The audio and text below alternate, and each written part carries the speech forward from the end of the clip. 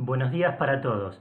Continuando con este ciclo de charlas virtuales organizados por la Asociación Argentina de Neurología Veterinaria, hoy vamos a abordar un síndrome muy frecuente en la clínica diaria, el síndrome vestibular, con 5 consejos que espero que les sean útiles para su práctica diaria. Todos los seres vivos desarrollamos nuestras actividades en un ambiente físico y por este motivo, si nos movemos, que de hecho lo hacemos todo el tiempo, tenemos que ser capaces de orientarnos. Las relaciones con el medio ambiente son sumamente cambiantes y por eso necesitamos de sistemas de orientación sumamente eficaces. Como regla general, cuanto más activo es un organismo, mayor es su necesidad de obtener información precisa acerca de todos los aspectos relacionados con la estación y con el movimiento. Toda esa información es la base para el desarrollo de una modalidad sensorial especial, el equilibrio, que tiene una influencia fundamental para que la locomoción se realice con efectividad. Los receptores para el equilibrio y sus conexiones centrales forman en conjunto lo que denominamos sistema vestibular. Y este sistema vestibular es tan eficiente que se mantiene casi en forma idéntica a lo largo de toda la filogenia. Por eso, los signos clínicos que manifiestan su disfunción los vamos a ver en cualquier especie, por ejemplo, en el tigre que observamos en este video.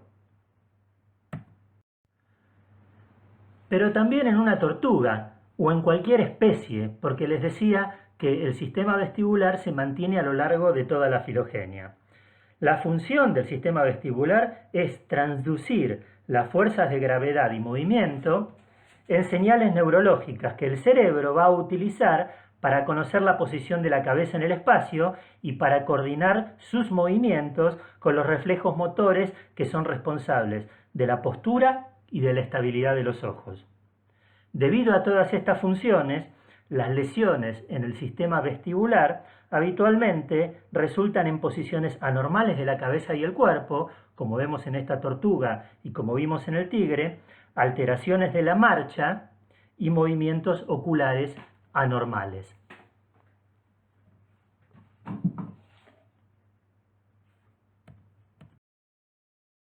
Muy bien, la realidad es que no estamos aquí para hablar de la anatomía y la fisiología del sistema vestibular, sino para dar consejos que pretendan ser útiles para su práctica clínica diaria. Y el primero de ellos es determinar si lo que están viendo es realmente un síndrome vestibular. Al igual que lo que sucede con las crisis epilépticas, muchas manifestaciones clínicas mimetizan signos vestibulares cuando en realidad no lo son. Y a lo largo de esta charla vamos a intentar dar algunos conceptos para poder identificarlas con precisión.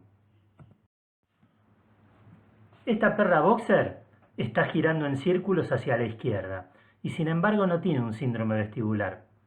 Si se fijan en detalle, los círculos son amplios y si bien hay una leve torsión cefálica, es muy diferente a la que vamos a observar como característica del síndrome vestibular. La marcha circular hacia el mismo lado de la lesión es uno de los signos clínicos que pueden producir las lesiones cerebrales.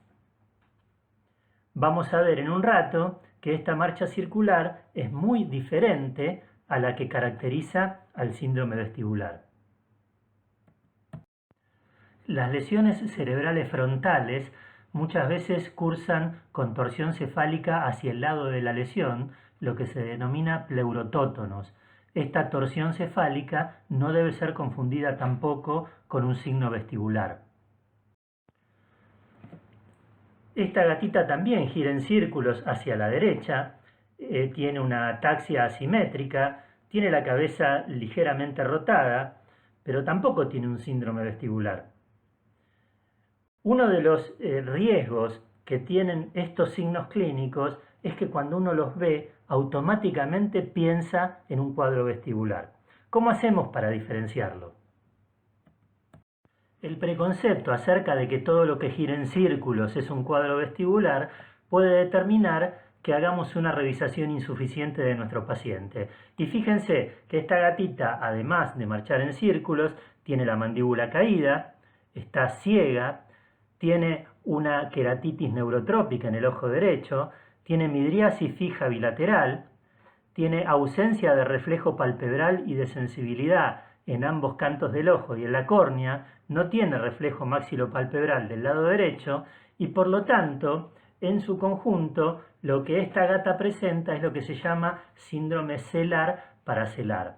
La mayoría de las veces, este cuadro en los gatos está determinado por tumores en la base del cerebro, que además de afectar todos los nervios que provocan estos signos clínicos, comprime el mesencéfalo y uno de los signos lateralizados del mesencéfalo es la marcha circular. De manera que esta gata que gira en círculos, tuerce la cabeza, no tiene un síndrome vestibular porque además la marcha circular y la rotación cefálica está acompañada por otro conjunto de signos clínicos que está determinando que esta gatita tiene un síndrome celar paracelar. Del mismo modo que sucede con la marcha circular y la torsión o rotación cefálica, uno podría pensar que los movimientos anormales de los ojos siempre corresponden a un nistagmo vestibular. Sin embargo, la realidad es que los movimientos normales de los ojos están regidos por muchas estructuras corticales y subcorticales, y la lesión de cualquiera de ellas puede dar lugar a movimientos anormales. En este caso, esta perra, además de tener un movimiento anormal lateral, tiene ausencia de respuesta de amenaza y, si se fijan con detalle, tiene una cicatriz quirúrgica porque fue operada de un tumor cerebral. Las lesiones parietales subcorticales, corticales temporo-occipitales o frontales o lesiones del tronco encefálico también pueden producir movimientos anormales de los ojos sin que eso constituya un síndrome vestibular. Entonces, recordemos que la marcha circular, la inclinación de la cabeza y los movimientos anormales de los ojos no necesariamente indican una lesión vestibular y deben ser evaluadas en el contexto de todo el cuadro clínico. El segundo consejo se desprende del primero, y es que el cuadro vestibular es un síndrome de compartimiento único. ¿Qué significa esto? La alteración del sistema vestibular va a dar un repertorio de signos clínicos que son patognomónicos del síndrome vestibular. Cualquier otro signo agregado implica que sea un cuadro multifocal y no un síndrome vestibular. Uno de esos signos clínicos es la marcha circular, pero fíjense que esta marcha circular es muy distinta a la del boxer con la lesión cerebral. Esta marcha circular es en círculos pequeños y con una torsión del tronco en forma de C que obliga a que esos círculos sean tan pequeñitos. Este tipo de marcha es patognomónica de un cuadro vestibular.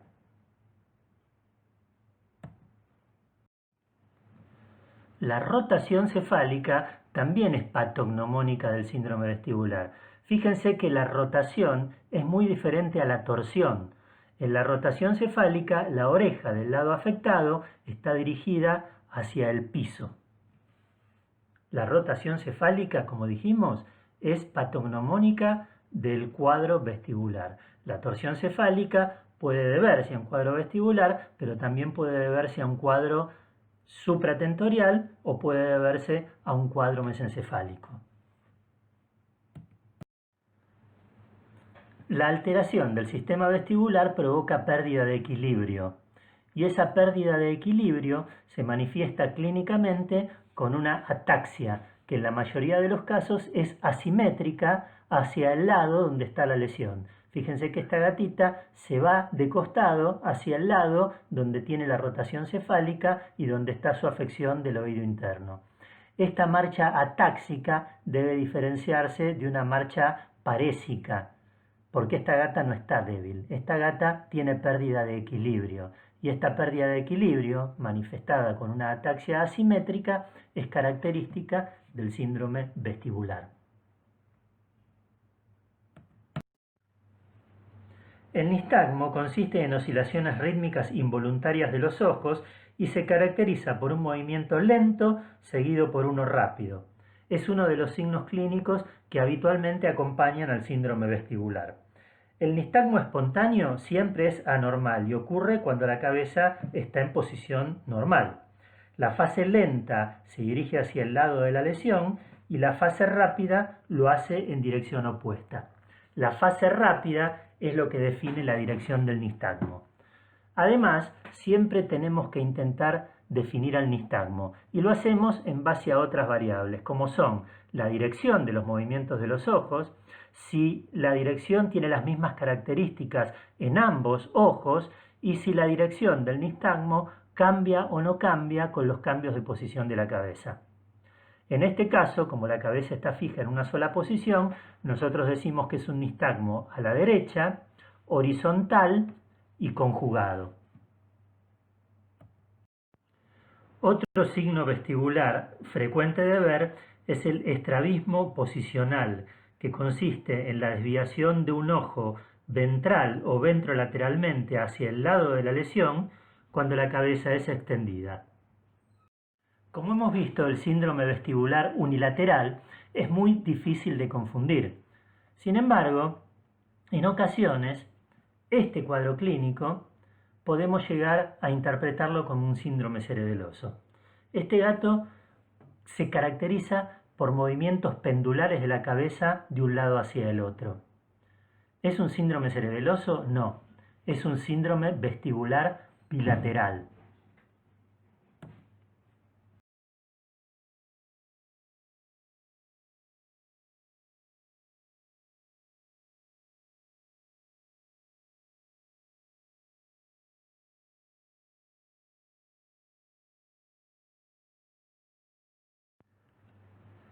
Una maniobra útil para identificar el síndrome vestibular bilateral es la reacción de acomodación en el espacio. Cuando tomamos al animal de la ingle y lo suspendemos en el espacio, al descenderlo, lo que esperaríamos es que extienda la cabeza, el cuello y los miembros torácicos y salga caminando hacia adelante. En este caso, el animal no hace ninguna de esas cosas y tiende a irse por entre nuestras piernas hacia atrás nuestro. Esta alteración de la reacción de acomodación en el espacio es patognomónica de síndrome vestibular bilateral. Por otra parte, en el síndrome vestibular bilateral no hay nistagmo y los movimientos óculocefálicos están ausentes.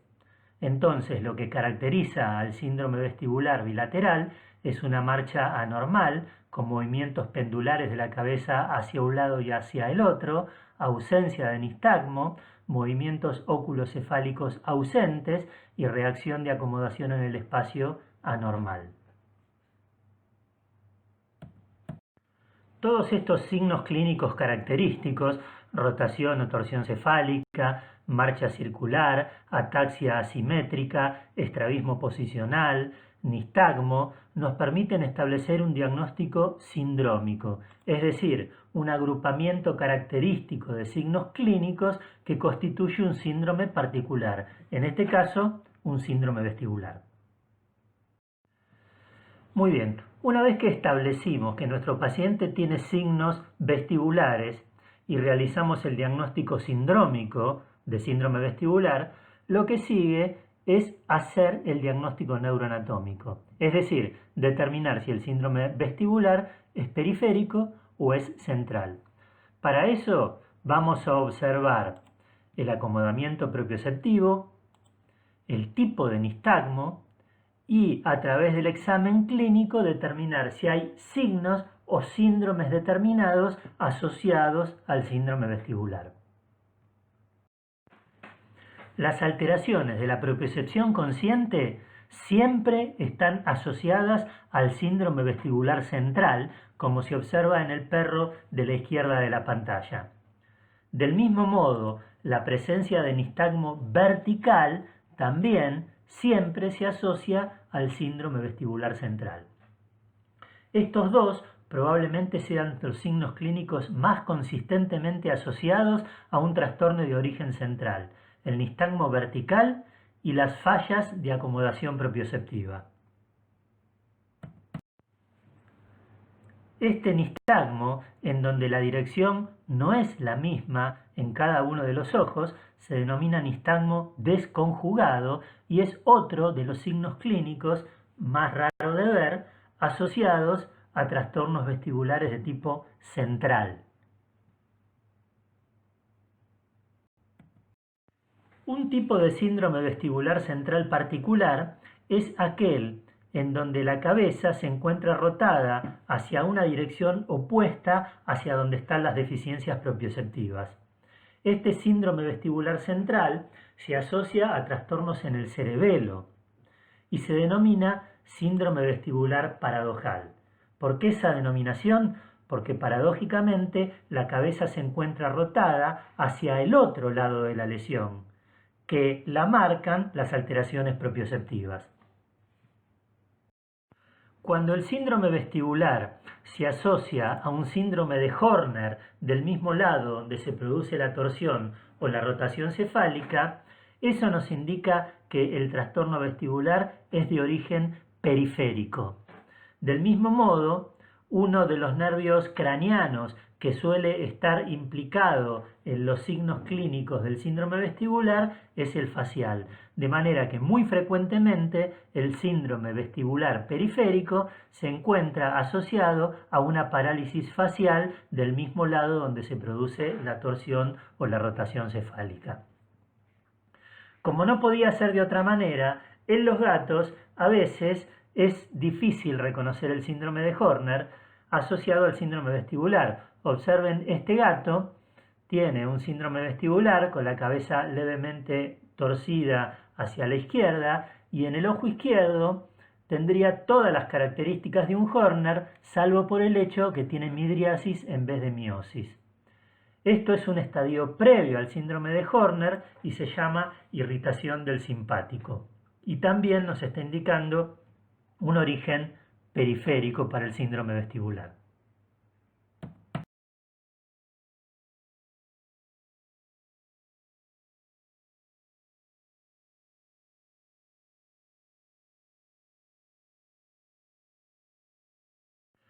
De esta manera, determinados signos clínicos que se asocian al síndrome vestibular nos ayudan a determinar si es central o periférico. Nistagmo vertical, nistagmo desconjugado o nistagmo posicional, que cambia de posición cuando cambia la posición de la cabeza, o fallas propioceptivas nos indican un síndrome vestibular central. Mientras que el síndrome de Horner o la parálisis facial asociadas al síndrome vestibular nos están indicando una localización periférica. Con esto realizamos el diagnóstico neuroanatómico, es decir, determinar la localización exacta de la lesión vestibular. El cuarto consejo está referido a las consideraciones etiológicas y básicamente consiste en recordar que el diagnóstico de un síndrome vestibular no es otra cosa que establecer una neurolocalización. Un síndrome vestibular no es una enfermedad, sino que es una localización neuroanatómica. Este paso es muy importante, sobre todo teniendo en cuenta que las etiologías del síndrome vestibular periférico son distintas y mucho más benignas que las del síndrome vestibular central. En relación a las patologías periféricas, son muy frecuentes las otitis medias internas infecciosas, fundamentalmente en el perro, en los gatos los pólipos nasofaringios, el síndrome vestibular congénito también se ve con relativa frecuencia como una anomalía de desarrollo. Las patologías metabólicas, como las vestibulopatías de origen hipotiroideo, y el síndrome vestibular del perro viejo o síndrome vestibular idiopático son las etiologías más frecuentes del síndrome vestibular periférico. Por supuesto que puede haber otras, pero esas son las más frecuentes. En cambio, las etiologías del síndrome vestibular central fundamentalmente son neoplásicas o vasculares, ya sea accidente cerebrovascular hemorrágico, menos frecuente, o accidente cerebrovascular isquémico. Las otras causas pueden ocurrir, pero son más raras. el síndrome vestibular puede ser parte de una enfermedad multifocal, en una meningoencefalitis inmunomediada o infecciosa, puede ser resultado de la toxicidad del metronidazol, por ejemplo, puede ser consecuencia de la malformación tipo Chiari, como una anomalía del desarrollo, y puede ser parte también de un cuadro multifocal en patologías degenerativas. Pero como cuadro sindrómico puro, las causas más frecuentes son neoplásicas y vasculares. Teniendo en cuenta las distintas etiologías que pueden provocar patologías periféricas y centrales, nosotros vamos a elegir los métodos complementarios más sensibles y específicos para determinarlas. Quiero hacer referencia al examen neurológico. Muchos cuadros vestibulares, simplemente con observarlos, nos damos cuenta que son centrales, como es el caso de esta perrita que había sufrido un traumatismo cráneoencefálico.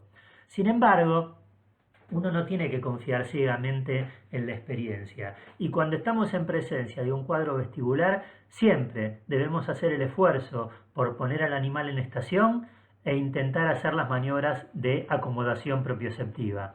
Esto puede llegar a ser difícil, pero la falta o la presencia de propiocepción es fundamental, mucho más allá de la experiencia, para determinar si el problema es central o si es periférico.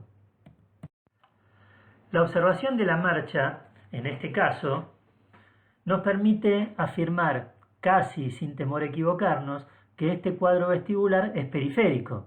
Observen que no hay ningún tipo de alteración propioceptiva y solamente hay una ligera ataxia asimétrica hacia el lado donde está rotada la cabeza que se pone de manifiesto cuando el animal quiere cambiar de dirección. El examen neurológico siempre debe incluir la otoscopía y el examen de las fauces, especialmente en los gatos. ¿Por qué en los gatos? Porque la presencia de pólipos en el oído externo o en la boca nos va a permitir inferir que puede haber un pólipo nasofaringeo causando el síndrome vestibular. La otoscopía, si bien no es sensible ni específica, cuando está alterada la membrana timpánica, como en este caso, nos permite determinar que hay un proceso inflamatorio infeccioso. Los análisis de sangre siempre deben realizarse porque, aunque en el caso de los cuadros vestibulares rara vez nos van a dar una orientación etiológica, nos permiten conocer el estado metabólico del animal y nos van a permitir utilizar los medicamentos sin temor a causar daño alguno, como por ejemplo cuando se requiere el uso de corticosteroides. Sin duda, en el caso de los síndromes vestibulares, los métodos complementarios que nos van a permitir lograr una mejor aproximación a un diagnóstico etiológico son las imágenes de alta complejidad, particularmente las resonancias magnéticas, como en este caso, en donde se puede observar un tumor de vaina que está afectando al octavo nervio craneano. Pareciera que está infiltrando el tronco encefálico, pero es un tumor de vaina. O en este otro caso, que muestra un pólipo en la cavidad del oído medio en un gato, o en este otro caso, que nos muestra una masa extraaxial compatible con un meningioma en el tronco encefálico de un gato también afectado por un síndrome vestibular central. En otras ocasiones, la tomografía es preferible a la resonancia magnética, particularmente en aquellos casos en donde hay un traumatismo y uno quiera planear una cirugía, por ejemplo. Esta tomografía corresponde a la perrita con el síndrome vestibular que les mostré 2 diapositivas antes. Esta perrita tuvo un traumatismo cráneoencefálico severo con introducción de los cóndilos del occipital y del ala del atlas en el interior del cráneo. Gracias a la tomografía computada se pudo planificar la cirugía, la perra se operó y tuvo una evolución favorable. Es decir, uno debe elegir cuál es el mejor método complementario en vista de la etiología y en vista de la utilidad que le va a dar a ese método complementario. El quinto consejo o recomendación está referido a la terapia y está directamente relacionado con el anterior. ¿Cómo se trata un síndrome vestibular? Cuando a mí me preguntan cómo se trata un síndrome vestibular, yo repregunto, ¿cómo se trata un síndrome poliuria, polidipsia, polifagia?